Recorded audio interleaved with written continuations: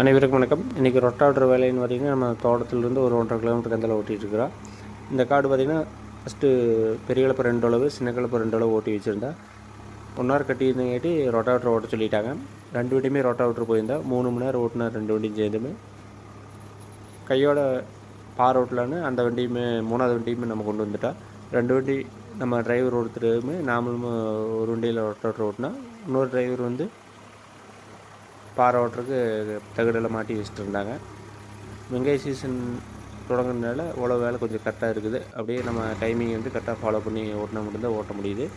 ஏன்னா மழை வந்து அப்பப்போ வந்துட்டு போகிறனால வந்து வெங்காயம் வைக்கிறது வந்து தாமதமாகுது. அதனால் அதை கட் பண்ணி நம்ம உழவு வந்து கரெக்டாக ஓட்டி கொடுத்துட்ருக்குறோம்.